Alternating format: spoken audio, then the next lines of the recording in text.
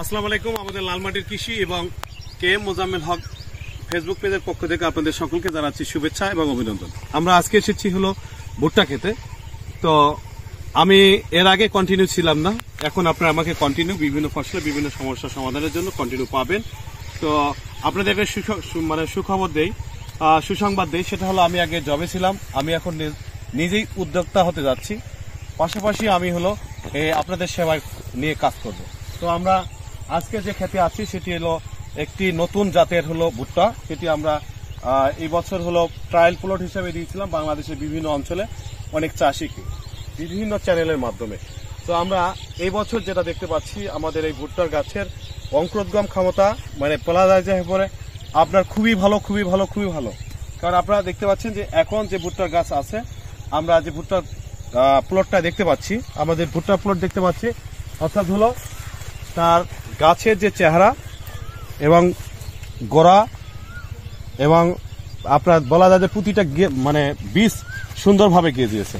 তো আমরা এবারে কথা বলবো, উনি একজন অবসরপ্রাপ্ত সেনা সদস্য। তো আমরা ওনার সাথে কথা বলবো। আপনি এই ভুট্টার জাতটা এখন পর্যন্ত কি দেখতে পাচ্ছেন এবং আপনার পরিচয়টা সহ একটু বলবেন।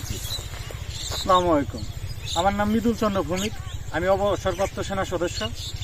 আমি যে ভুট্টা জাতটা বুনছি নতুন জাত, তাতে যা বীজ বোনার সাথে 100 অঙ্কুরোদ্গম হয়েছে এবং গাছে রোগ জীবাণুটা অনেক কম এবং ফলন আশা করি উপরালার হিসাবে অনেক ভালো পাওয়ার সম্ভাবনা। গাছের সাইজ এবং মাপ সব দিকেই ঠিক আছে এবং আশেপাশে যারা আরও ভুট্টার বিভিন্ন জাত বুনছে আশা করি তার থেকে আমার জাতটা আলাদা এবং গাছের সাইজও ভালো এবং সব দিকেই ভালো। তাতে আপনার এই এলাকার যে চাষিরা যা দেখতেছে সবাই জিজ্ঞেস করতেছে এটা কোন জাত ভুট্টা, কোথা থেকে আনা হয়েছে।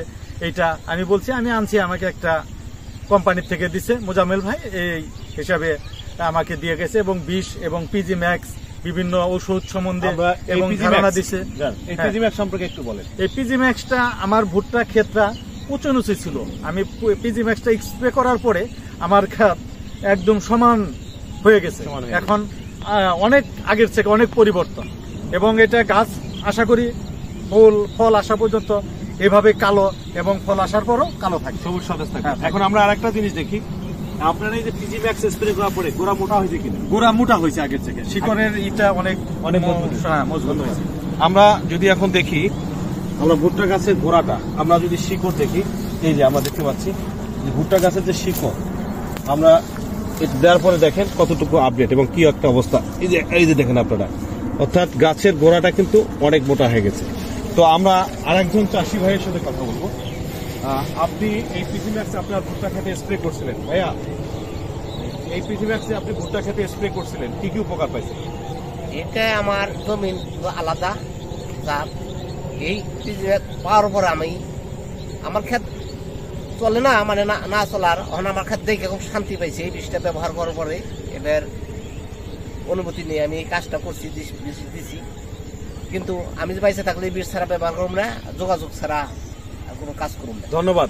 আপনারা যারা অনেকেই ফসল করছেন, ভুট্টার গাছ এখন স্প্রে করা উপযোগী, তারা প্রতি লিটার পানিতে যদি 2 ml করে স্প্রে করে দেন, তাহলে আপনার ভুট্টার ফলন অনেক বাড়বে, গাছটা অনেক শক্তিশালী হবে।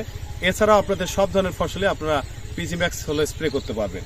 আর একটা জিনিস বলি, শীতকালে যখন আপনারা ভুট্টার চারা অঙ্কুরোদ্গম হয়, সেই মুহূর্তে যদি 2 পাতা বা 3 পাতা বা 1 থেকে 1.5 ইঞ্চি বা হলো 5 ইঞ্চি পর্যন্ত যখন হবে, তখন যদি আপনি এই পিজি ম্যাক্সটা স্প্রে করেন, আপনার প্রতিটা গাছের সমান হবে, গাঢ় সবুজ হবে এবং সুন্দর হবে। তো সকলেই আমাদের জন্য দোয়া করবেন, আমরা যেন এই কৃষি এবং কৃষকদের নিয়ে কাজ করতে পারি। আসসালামু আলাইকুম ওয়া রাহমাতুল্লাহ।